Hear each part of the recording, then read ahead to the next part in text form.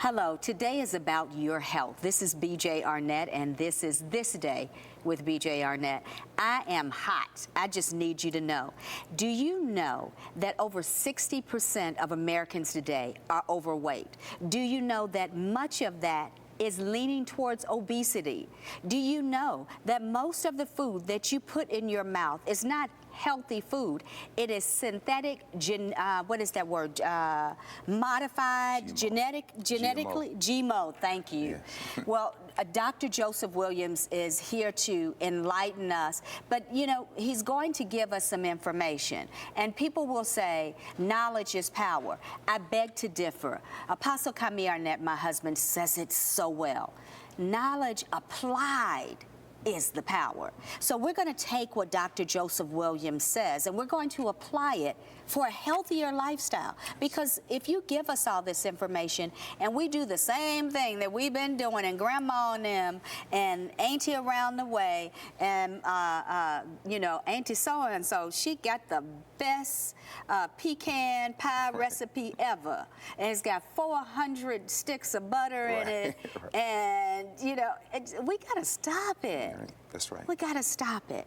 But speak to me about, I shared with you just a moment ago that of friends, family members having high blood pressure, amputation of limbs because of this high blood pressure, diabetes and so forth.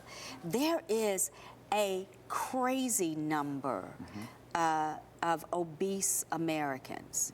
And my background is television, film, and fashion. Every 10 years in fashion, a size 8 changes. Right now, from the 50s, a woman's size 8, a woman would be weighing about 120 pounds. Today, a size 8 weighs about 145. Because every 10 years or so, we increase the size of the size 8. So the size 8 really isn't a size 8. From the 1950s, she would have been maybe a size 4. For today's size 8, you're looking at bigger and bigger and bigger and bigger. So we keep adjusting the fashion to make it okay. As our women are dying faster, men are dying faster, and obesity is taking now a hold of our children who have no athletic program in their school, who are not encouraged to go outside and run. Please speak to us about the basics of healthier life and how we bring down the weight, healthy management, food content, what we put in our mouth, so forth and so on. All right. Let's start. Most people, a lot of people who are watching this and this wonderful show, and want to commend you on the great job that you're doing. Thank you. God bless. People have issues with heart disease, obesity, they're diabetics, they have high cholesterol, and you see it all being connected to obesity, just like what you're saying. If you address obesity, the rest will fall in the proper way. If I had to say that the pinpoint issue, besides Americans eating too much, it comes down to sugar. And it's not just the sugar that you know what you're consuming, like the candy bars, the sodas, things of that nature, but the hidden sugars. And the biggest one are grains. Now, as children, we were taught that you want to eat 5 to 7 to 8 servings of grains per day, more than vegetables. So the bulk of the American diet are grains.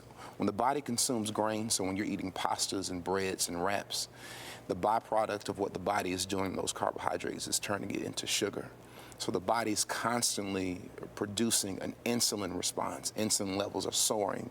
And insulin is a hormone that causes the body to gain weight. To hold it. Exactly. Yes. So that's one of the major problems of obesity is sugar. So, okay, so, gosh, I'm about to be so transparent. Y'all just ride with me on this.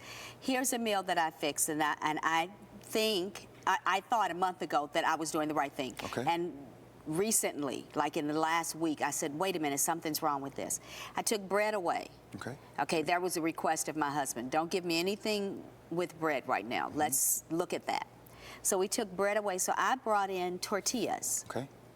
And at one point, I was doing the corn tortillas, but they fall apart. Yes. The flour tortillas stay together better. Yes. Then I was doing the brown rice with the black beans and bringing in, chopping up my own red pepper, yellow pepper, green pepper, onion, putting all the great spices, and that would be the wrap. And then I realized that I hadn't looked directly at every point of sugar and salt in the tortilla. How damaged was I? How much damage was I doing to my family when I thought I was doing the right thing? That always gets me. That's, you know, it's a great, I'm glad we're talking about this, because corn tortilla, flour tortilla, rice, the body is going to break down those meals in the same way. Okay. You might as well eat bread, okay? So I didn't help. It didn't help. And then I have it in the same meal. So I had how'd you know about the rice? I didn't mention the rice. I had the rice with the black beans and the tortillas. Correct. So you're saying that it's the same damage as bread? Yes, when you're looking at it from that particular vantage point. Now, you have different types of carbohydrates that break down faster than others. Some are slower. All right, but if a person's trying to lose weight, if you're obese, the last thing that you want is to have a meal that's high in carbohydrates, because the body's going to burn that carb before it goes to your fat. So you want to encourage the body to burn fat instead of carbohydrates. And the way you do that is by just shifting the balance of your meals. Okay. Because we are dealing with this thing called time. Breakfast, what is it? Okay. I want to lose 20 pounds. I'm about to reach my 20th anniversary. I'm not playing now. Come on. All right. Eggs are great. Okay. Whole eggs are great. You can eat those whole eggs with some fruit.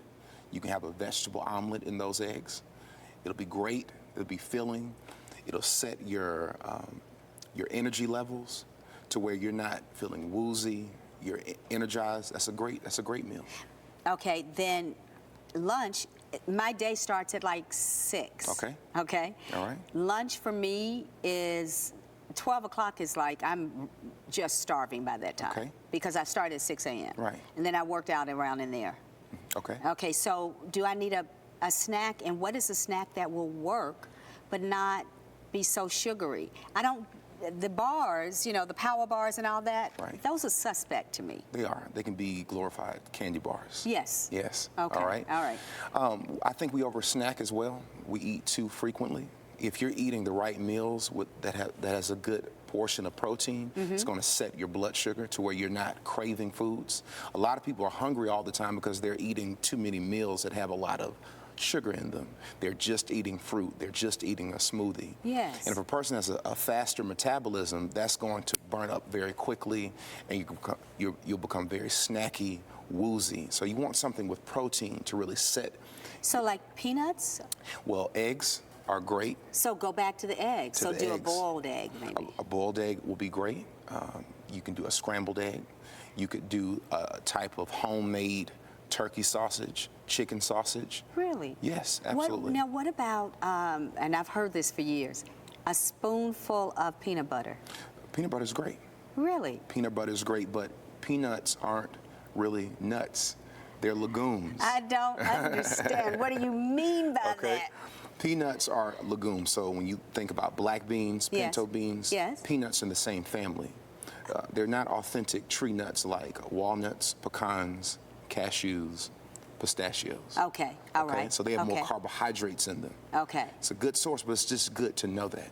So stick with my pecans, my cashews. Your almond butter. My almond butter. Okay, yes. All right. It's a lot healthier. Dinner. Okay. Dinner, you could do a nice piece of salmon. I do that. All right. Okay. You can have a big salad. Go to town, eat as much as you want, eat until you're full. When you're taking out those grains, you know, you're not going to eat as much as you would because of how the body is going to break it down hormonally and the responses. Salmon, you can put steak on the grill. Steak is good. You can put anything that's lean. Lean meat. Lean meats. Even some so porks, that fatty meat that we always say, oh, it's so beautifully ribboned with the fat. Right. No. No, you don't want that. Dr. Sparingly Williams do is that. going, no, Right. no. Right. So it's not, and that's what we grew up hearing. That's what we grew up hearing.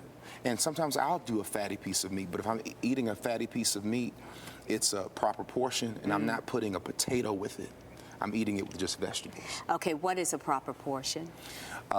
You want your protein to be about the size of the palm of your hand. Stop So it. for me, that's about 4 to 6 ounces, no more. Or for you, that's about 3 to 4 ounces. Yes. That's a portion. Okay. All right. Now, what are the good sugars to have? So your family goes, crazy when you say sugars are out. Yes. What can you give them? Fruits. You never want, even fruit juices aren't ideal. They're healthy, but what happens is when you take the juice out of the fruit, the fiber isn't present. So it's going to be more aggressive on the insulin. So the body's going to produce a lot more insulin with just the juice, orange juice, than if you just eat the orange. That's one of the most overconsumed things for children. Yes, it's juice. No child needs juice. Name me one animal in nature that drinks juice. Oh gosh! Oh my gosh! They eat the fruit. But children like cry. Right. Oh, they just because they've been fed it over and over. They've been trained subconsciously to like this. Oh my goodness. Yes. Dr. Williams, there's so much to cover. When you take a look at the numbers of obesity in the United States, the number of high blood pressure and diabetes, like we started in this discussion, how long does it take to see a substantial difference in those areas, your hypertension, all of these terrible health things, once we get on the right track? Should we be looking in 30 days? Great question. I started a process called the Journey. It was a 40-day process to where I taught people how to eat a lot of the things that we're talking about now. Spiritual recalibration, emotional detoxification. And we were seeing in a week blood pressure normalizing. Stop it. In a week. That's wonderful. Absolutely. It's very treatable.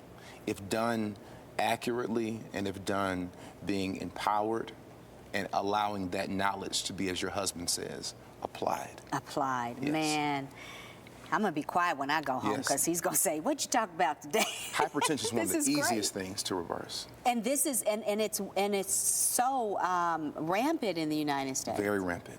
Very rampant. And it's all connected to how we're eating.